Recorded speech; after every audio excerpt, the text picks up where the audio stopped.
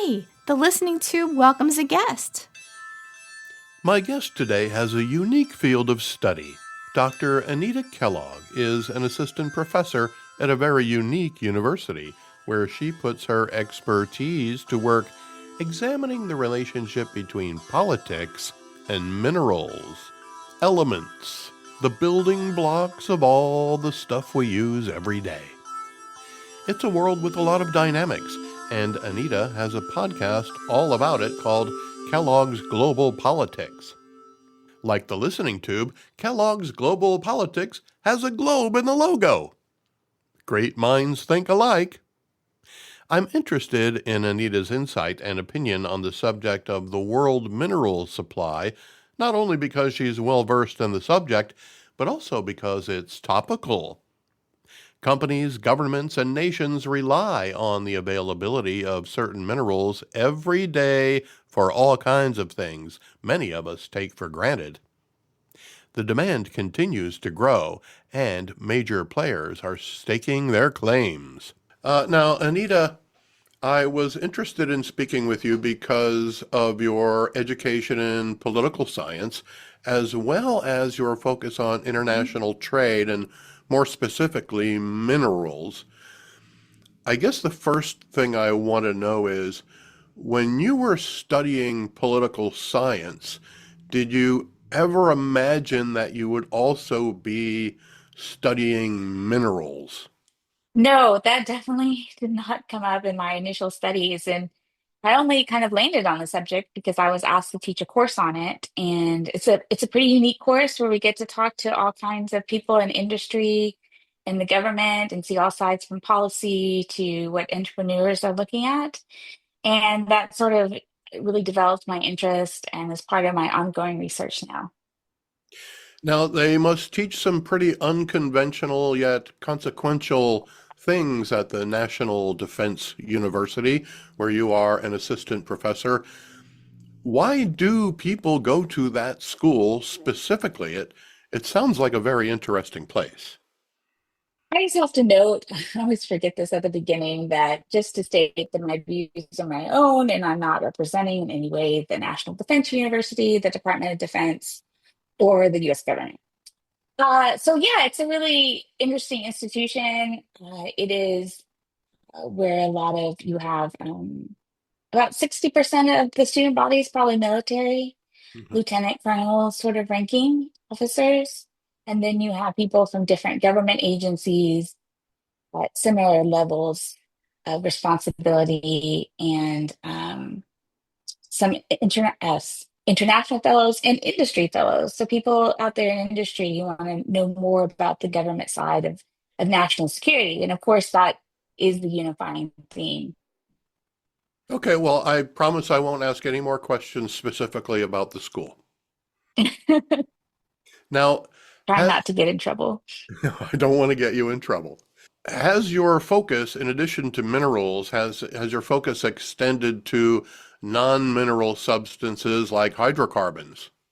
That's a good question. I'm actually teaching a class this year that I'm just starting, which will combine energy and critical minerals as topics. So it is something that I am definitely interested in. I've done some research on just the impact of petrostates on international conflict, and I know a little bit about the oil industry as well. Okay, so well, sticking on the subject of hydrocarbons then and international conflict, I think you might know where I'm going with this. Hmm. What are the real world implications of the conflict with Iran and the reduced oil exports through the Strait of Hormuz? I think you're seeing it really hurt certain economies in Southeast Asia, and even Japan has really struggled through the oil shock. Countries that rely very much on energy and food imports are really seeing the shocks to their economic system and are having to try to find ways to adjust by giving energy relief to their citizens, but also facing higher interest rates as a result. Obviously, we all see the gas prices go up, and the price of oil, I think, is around in the mid 80s this afternoon. But I also saw the president on television this morning saying, Well, people can't get their oil from Iran, so they're going to Texas, they're going to Louisiana, they're going to Alaska. Have we not been able to keep up with the demand, or are these prices we're seeing right now more or less artificially inflated? No, I think you are not going to see a huge increase in supply because oil producers don't know how long the situation will last. You don't want to bring a whole bunch of pumps online and only to find out later that, the amount of oil the market can bear is much less than that, in 6 months. So it involves a lot of capital investment to bring a new pump online, and companies are not going to do that unless they see long-term demand being there. And something kind of artificial, such as the Iran war, is just not going to sustain that sort of investment in the meantime. So then, would what you're telling me indicate that the oil companies do not see the Iran conflict lasting for an extended period of time, or else they would be willing to invest more capital into increasing the supply? I mean, I think it depends exactly how much time it takes to bring up a new pump. The capital investment in that depends on whether they have fields ready or not, or if they need to expand, buy new oil fields or expand somehow. So that's all going to factor into the fact of supply. I think there has been an increase in exports, but you're obviously not seeing dramatic numbers, and you're not likely to because of the uncertainty of the timeline of the Iran war. And why? I know we're told that the prices here in the United States are up, even though we really don't get very much oil from the Middle East anymore because oil is a worldwide commodity. Hmm. So is the price of oil directly connected to the US dollar? And what would be the effect of charging a different price for exported oil and oil that gets used domestically? That's an interesting economic question, but I think it is uh, problematic for markets when you try to charge two prices, one domestic and one for international exports. If the international export price is higher, then companies are incentivized to export more and provide less to the domestic market, and you can have shortages that way.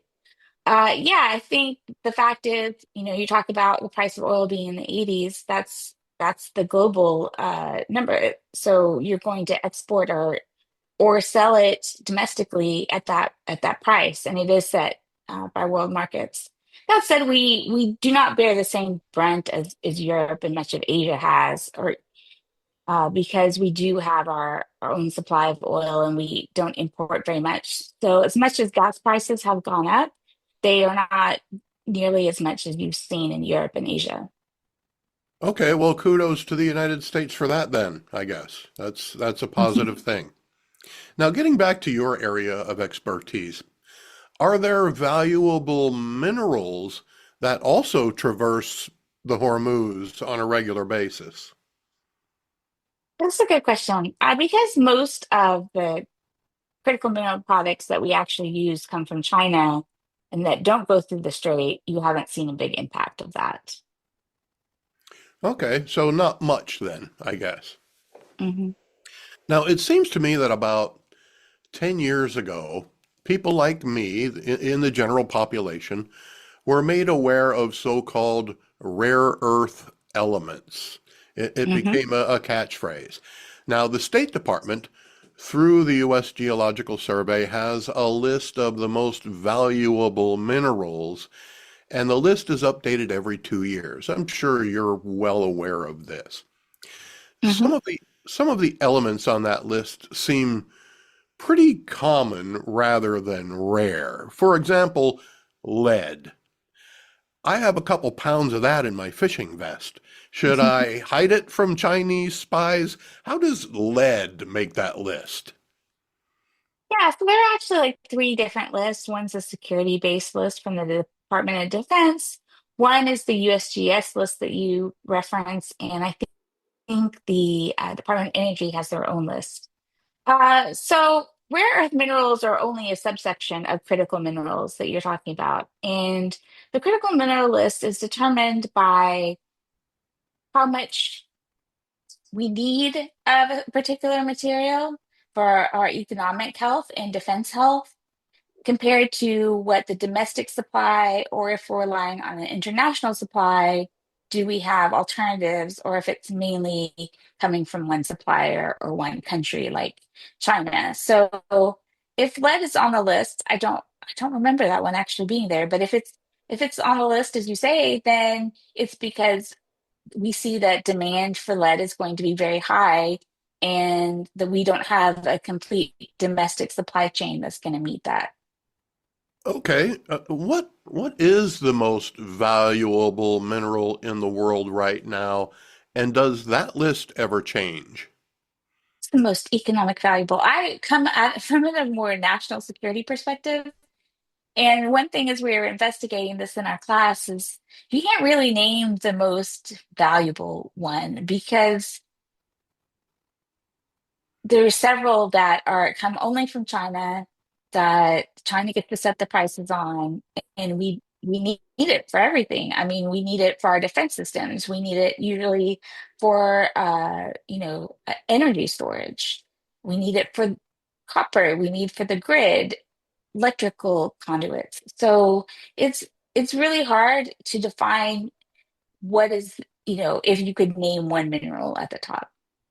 Okay, I just assumed you would say gold or platinum. Certainly, maybe in terms of pure monetary value, but those are definitely not on the critical minerals list and aren't things that we are concerned about society-wise running out of or not having enough supply of. Is there enough gold in the world? Because certainly, you know, extreme measures are being taken to find and mine it. And certainly, the applications for gold have grown with the advent of modern technology and computers, and now, of course, probably data centers. Is the value?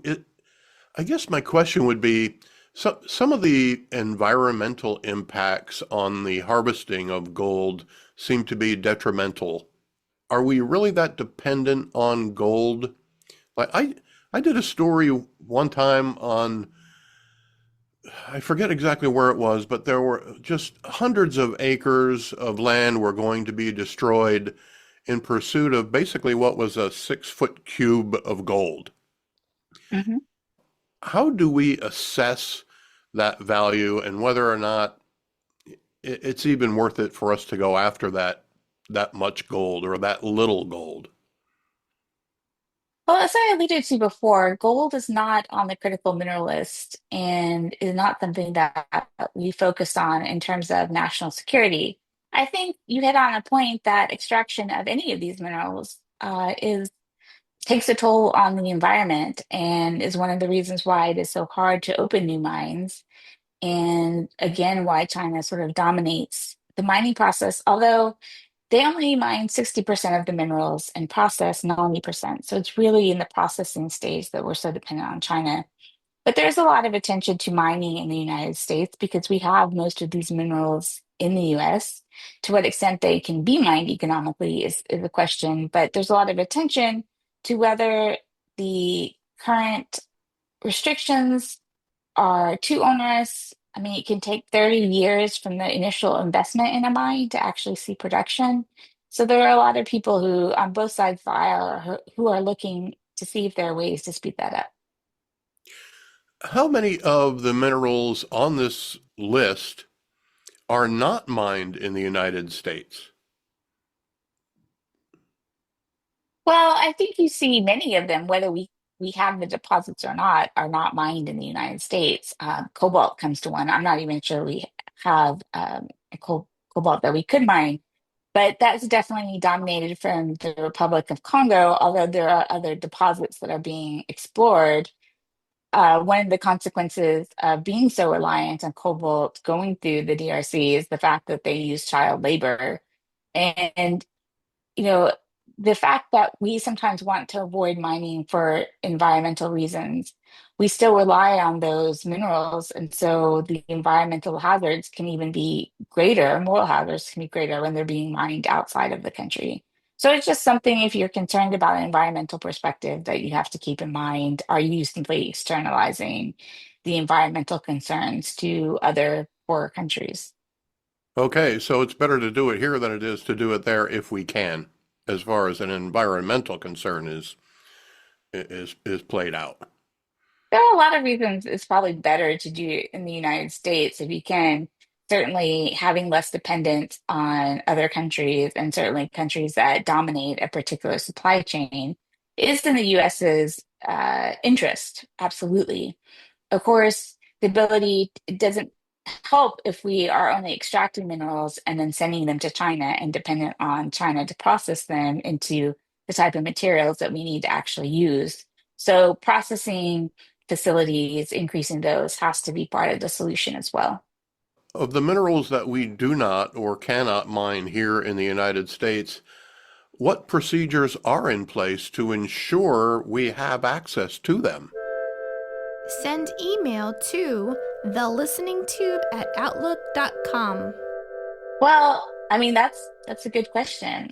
You've already seen China restrict certain rare earth minerals, particularly to defense-related companies, which have effect on the ability to build new missile systems, for example. Now, so far, we've been able to find alternative sources from our partners who may have easier access to China or other streams, but we don't have a guaranteed pipeline that can prevent one country, namely China, from having a chokehold and certainly threaten our ability to produce many of the goods that we rely on. Are there any of those minerals of which we speak that the United States has a chokehold? Unfortunately, not.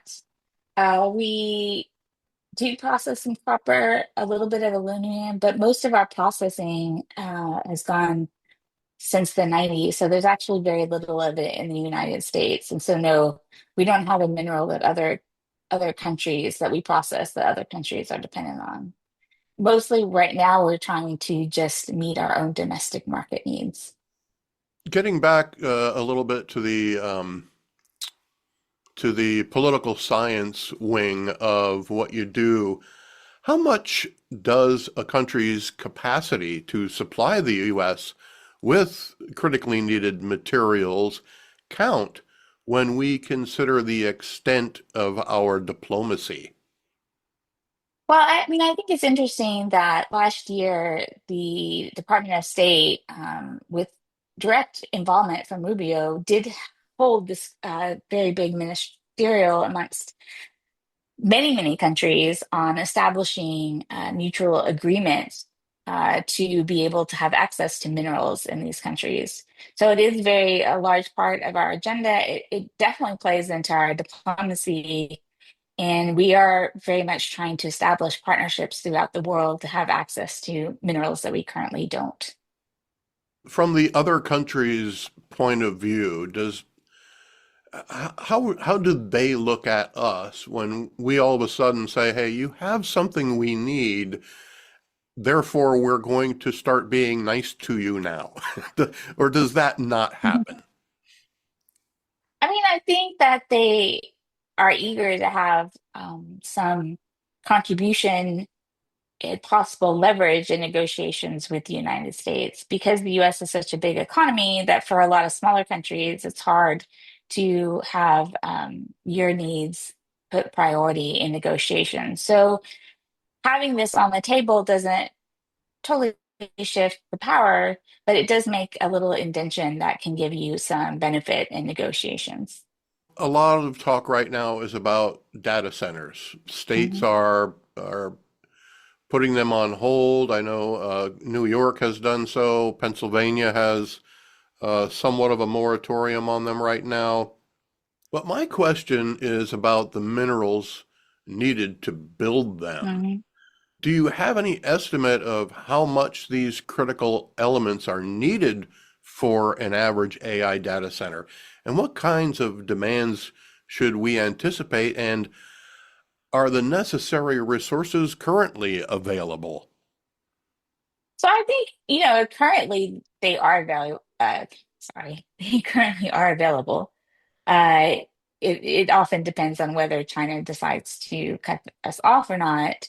For most of them, they are they are very energy intensive, and that also involves critical minerals. So you need a lot of copper, and you need lithium for energy storage and batteries. You need dozens, if not more, of these minerals in all aspects that go into semiconductor chips and other forms of technology that are being utilized in these data centers. But I don't know that anyone's done an estimate, certainly not that I've seen, is like this precise amount would go into a particular data center. It's mostly viewed from a national overall perspective, but data centers are definitely one element of showing that displays our needs for these minerals. Now, I've never personally seen a data center myself, but I understand they're rather huge. Mhm. So can it be safe to assume that we're talking about not pounds of elements here, but tons? I think for the most part, no, because you are actually using very small amounts of these minerals, with the exception of possibly copper. I'm not sure how much copper goes into something like this. It's not the part of it that I've studied, but you can look at an average missile, and you're talking about a very, very tiny bit of these critical minerals, but there's several of them, and they're absolutely crucial. And so, if you cut off the supply of any of them, then it inhibits your ability to build new missiles, to build new copper wires, to build new semiconductor chips. So all of these are very critical, but they're actually small in amount of what you need. Is China our biggest competitor for critical minerals? And how's that competition unfolding from your point of view? Well, China dominates the market. As I've said a couple times, it provides 90% of processing of all critical minerals that are needed. So you have supply chains that are dependent on China that have nowhere else to go. There are just minerals that you can only buy through China. Samarium is one of those. It's been a impact on the defense industry because China has banned it to companies that do business with defense. And it's very hard. There are samarium rare earth magnets. And so being able to source it and still make those magnets has been difficult on companies. That's just one example of how China has affected our own industry through its monopoly on these critical minerals. So what you're saying then is China is not a competitor at all. It's basically our supplier. Yes, that is the case right now. Yeah. That sounds a little bit ominous to me. Am I justified in that feeling? Well, it is honest to a certain extent because they've already shown a willingness to cut off certain rare earths in particular. So, in response to Trump's tariffs on the previous April, that was as they kind of escalated out of control with China a bit. One way that China was able to push back was through banning rare earth minerals, not all of them, but some of them, which are on pause until October, and we'll need a new agreement to continue that pause. Especially, we'll see something when she comes to Washington in next month. So yeah, it's a not a great situation to be in, and it's why the government is spending billions of dollars to try to increase extraction of minerals in the United States, build out some processing, and look to other nations where they can also increase extraction and get the minerals from them. Obviously, minerals are being exchanged throughout various countries around the world on a daily basis. It's a worldwide market. And you study it and you study it in relation to the political structure of it as well. So I guess what I'm interested in knowing is which do you find more interesting? The politics or the logistics? Oh, I'm a politics person, so I would say definitely the political side of it. But you have to understand the logistics in order to understand the political ramifications when it comes to critical minerals. And what would one need to understand? Well, I think just understanding supply chains and understanding what the impact is when you're dependent on one country to supply the goods that you need. And is there, I'm going to, for lack of a better term, say a blindness or an ignorance of the general public when it comes to these dynamics and how much they affect us or and could affect our everyday lives? Yeah, I think it needs to be more in our public narrative. I think it has entered, as you said, like you know about rare earth minerals. One thing, kind of to your statement, they're not rare. Anyone will tell you there's actually quite a few of them, but it's difficult to mine them in many cases to extract them. And so China has some of the biggest deposits where they're able to extract rare earth minerals, but the US has considerable deposits itself. And its main focus now is trying to, well, to extract more of these minerals, but also to figure out how to process them. And we've actually lost a lot of the know-how to do that. So you have some interesting pilot programs going on to try to find a way to efficiently process these materials that will go into batteries to other final goods. Did you say we forgot how to mine? We didn't forget how to mine, but we forgot how to process these, right? So Okay. you in the mining part, you just have these chunks of rock, but you need to actually separate it from these elements from each other. And rare earth is they're very similar to each other, so it's actually a very tricky process to separate them. What role does recycling have in the availability of critical minerals? Recycling has the potential to have a big impact, right? If we could have 100% recycling, we probably wouldn't need very many additional minerals. But that's an extreme case that won't happen. But there are definitely people in academia and other places that are working on techniques that would improve recycling of these minerals and contribute to the supply. I mean, there are dozens in an average iPhone, and there's already attempts to recycle them from iPhones. I think you're seeing some progress on that, but throughout a lot more materials would be needed in the recycling process to be useful. And are there any minerals that simply cannot be recycled? It's a good question. I don't know of any, not to my knowledge. Okay, now you and I are both too young to remember when citizens were called upon to donate their pots and pans to provide metal for the war effort back in the 1940s. Mhm.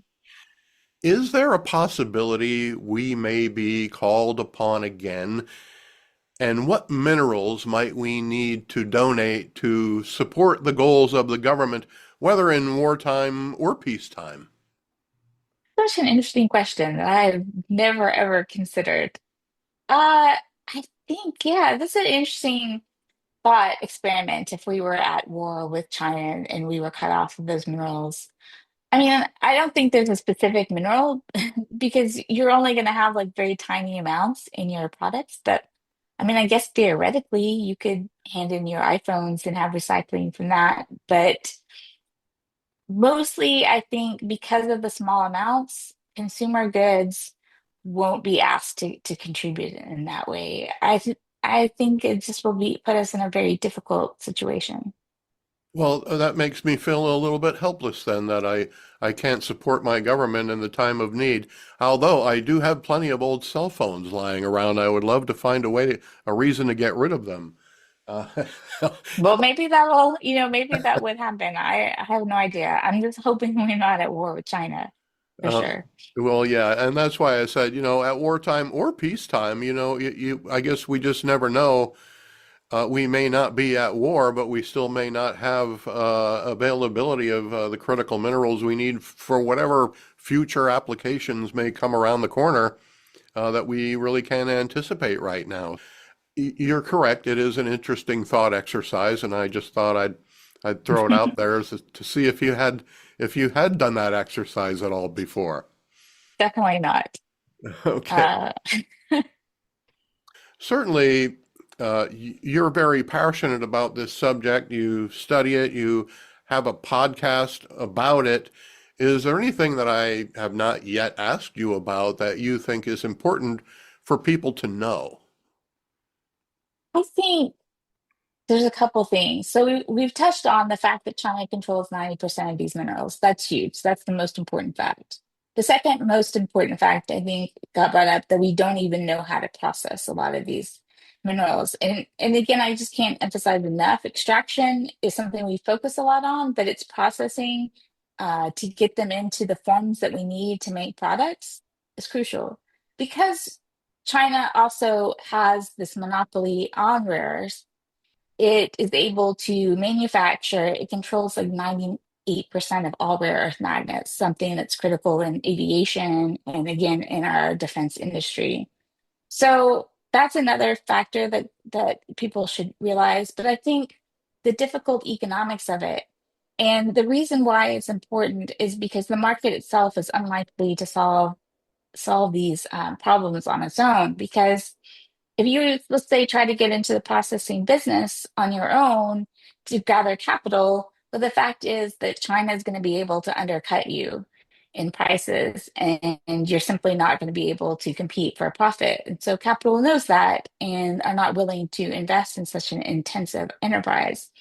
So awareness is important because they understand why the government needs to be placing billions of dollars in setting up more extraction, but also more importantly, more processing, right? And you've seen some of these deals emerge, like with NP Materials, where part of the loan that they gave NP Materials was to begin processing and make their own rare earth minerals.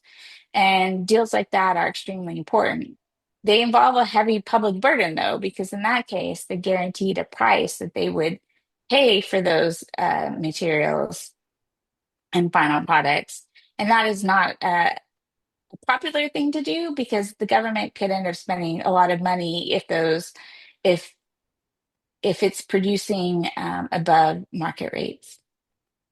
It's kind of the antithesis of capitalism, is what you're saying.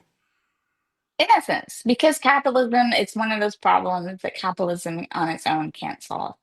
And when capitalism, when there's market failure in that way, then you need government intervention. Now, we can't afford to solve every single market failure, but we can look at the criticalness of this particular issue and say, oh, we definitely need to devote public resources. How much is a matter of determination of government with public consultation. But the fact that we need to be spending something and making a priority of this has to be supported by the people. Otherwise, the government doesn't have agency to act, at least theoretically. Well, based on the public's current opinion about data centers, I would say if that were to be attempted, it would be an uphill battle for sure. Well, I think then you just have to tell them how many are in their iPhones because we wouldn't have phones, we wouldn't have computers, we wouldn't have enough electricity lines if we don't have enough copper. So I think that it affects everybody on such a intimate daily basis that it is more of a matter of awareness than anything else. All right. Well, thank you for helping us bring about some of that awareness. My pleasure. I cer Absolutely. I certainly do appreciate you spending some time with me today in the listening tube. I enjoyed this experience, so thank you very much. I hope you enjoyed my conversation with Dr. Anita Kellogg as much as I did. Follow Anita's podcast at kelloggsglobalpolitics.com.